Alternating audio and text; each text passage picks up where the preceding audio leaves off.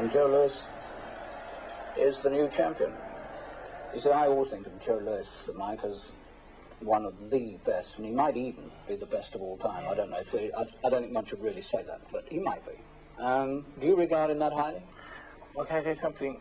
Joe Louis, from watching him and finding out how his disposition was and the way he thought, it's very hard to see anyone beat him.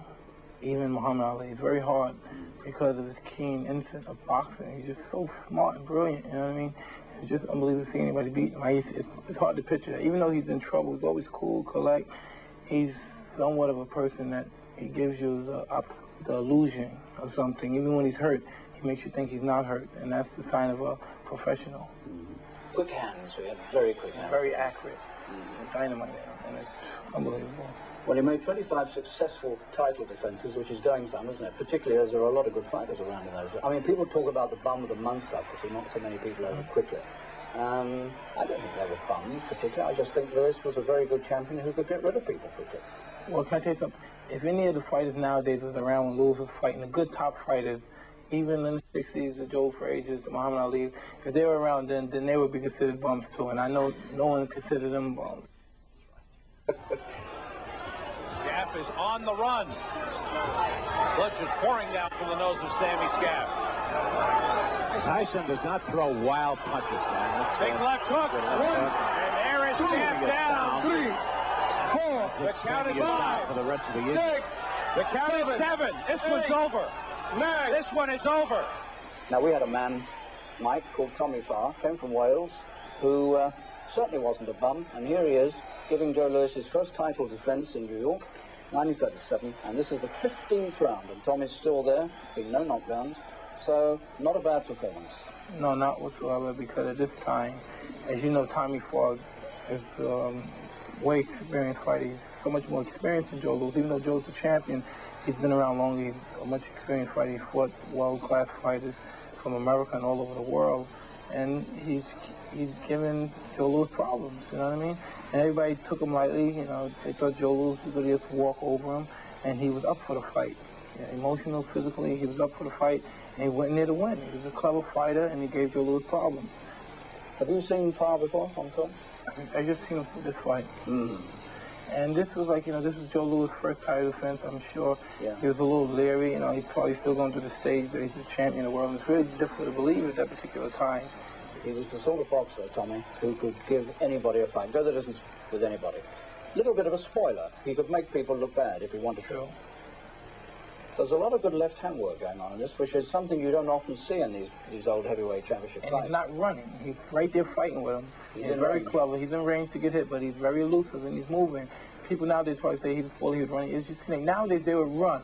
Now, this is what you call boxing, what Mr. Fogg is doing. He's coming forward, he's jabbing, he's not going backwards. He's making a fight, because back in these days, if a gentleman were to run and stink the place out, he perhaps wouldn't get paid. Mm-hmm. Yes, he's not a bone crusher, that's for sure. Oh, tell me about it.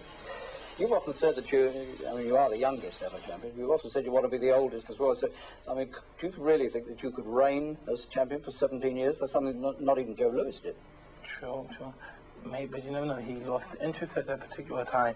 But even though Joe Louis was just so much ahead of his time, even with the interest that he lost, he was still able to prevail over top-notch fighters like Billy Conn, which is one of my greatest fighters, Billy Conn. I love him so dearly.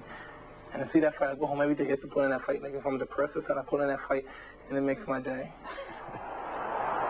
In round 13, Louis shoots in 2 blistering rights and a left. He knows he's got to knock Billy out to win this fight. This is one of the greatest heavyweight championship fights in years. Watch Billy come back with a sensational flurry of punches.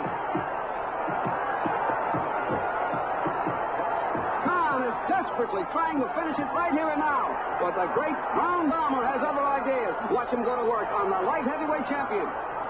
Now it's Louis coming on. This time it's Joe who has Khan groggy. Louis lands a punishing left-right combination.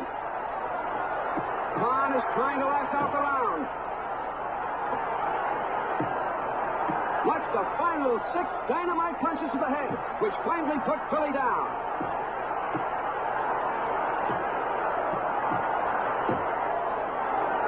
As the referee calls off attempt to rise before the fatal 10, but he doesn't quite make it. In sensational fashion, Joe Louis successfully defends his World's Heavyweight Championship against the magnificent light heavyweight champion of the world, Billy Conn. What we're going to look at next, Mike, is Jersey Joe Walcott, who he and Ezzard Charles rather dominated that period after Joe Louis retired, having been the undefeated champion. And this is the fight where Walcott won the title, 37 years old, and here he is against Ezzard Charles, who was a good fighter, and this is the 7th round in which Walcott won the title, and this is a stunning knockout, it really is. I know, but even though Walcott was a very elderly gentleman, he stayed in tremendous physical and mental frame of mind. Just look at his physique, and he's been fighting for years, and he's waited almost like, what, 11 years for this moment here. That's right. And he's very accurate, very calm, and here we come. We're going to run into the punch any moment now. Walcott in the white trunks, for anybody who doesn't know. 37 years old. And Not here bad. we go. Accuracy, timing, everything precise. Unbelievable. And Charles was himself a pretty good, experienced fighter. Very underrated, but great fighter.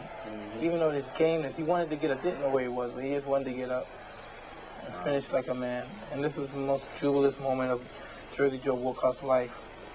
Does it amaze you that a man of 37 can win the World Heavyweight Championship? Not at all, because I know anything can be done if you want to do it bad enough. It's, you know, it's in the frame of mind and how much desire and discipline you restore. It's just how bad you want to do it. I think anything could be done. I really do. I don't care what it is. I think man could fly if he wants to bad. I think anything he wants to do bad enough he can do. So it's unbelievable how great the human being is. You see, it's amazing to me that somebody like Walcott, for instance, could sit around all those years and never winning the title and still thinking that he can do it, even at 37. Well, when you have 5 children and you don't even have a sandwich to eat, you know, it can it can get you to hang around for a while. Now, Jersey Joe didn't reign too long, Mike. He was only there for a year and a bit, because the following year, Rocky Marciano came along. He's interesting to me because this is the first World Heavyweight Champion that I happened to see as a reporter. And this is Walcott. This is Marciano winning the title against Jersey Joe Walcott. There's Jersey Joe coming out. And this is the 13th round. Look how short Marciano is. He's shorter than you. And you're always regarded as being one of the shorter boys around today, but he's shorter than you.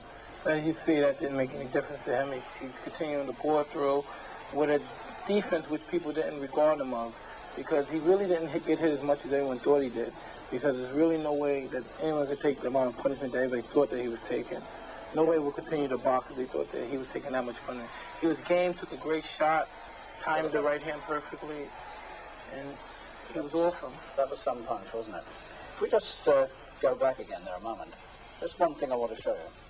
Just look at this knockdown again, Mike, because Rocky hits him with a right, and then he hits him one when he's almost down. Now, that's very typical of Marciano, I'm afraid. I always thought of him as being a dirty fighter, good fighter, but very dirty.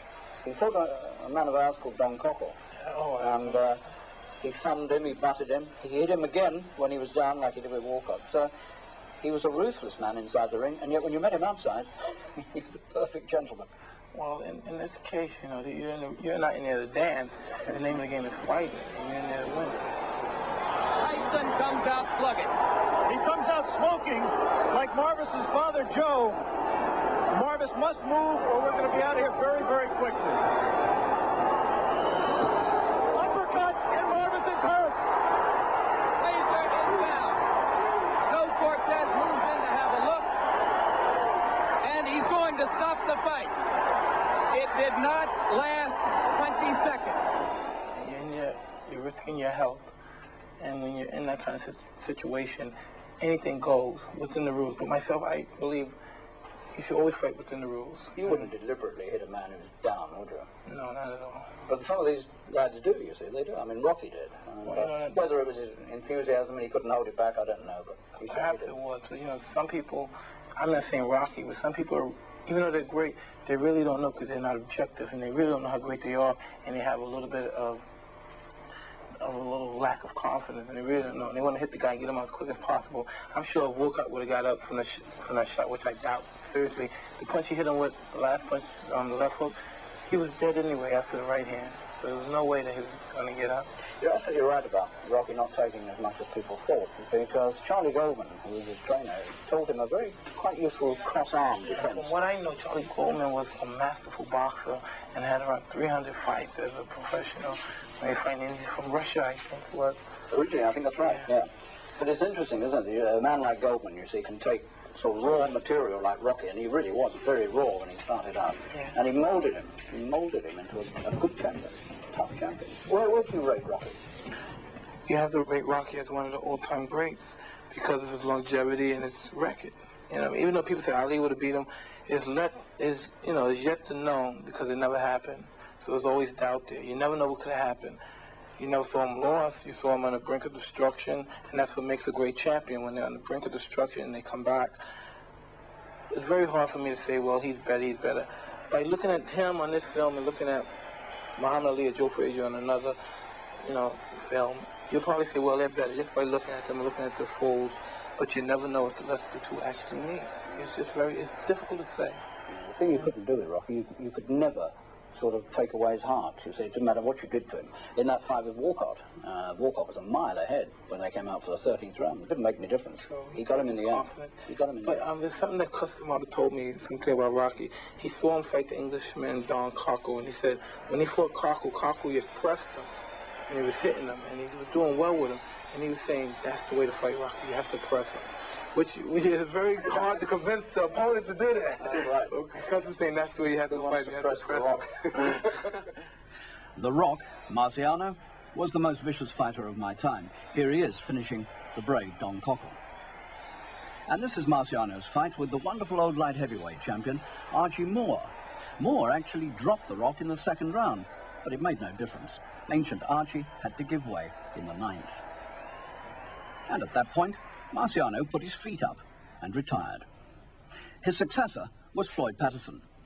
Now, he was guided to the title by a remarkable manager, the late Cus D'Amato, the same man who rescued Tyson from a life of crime.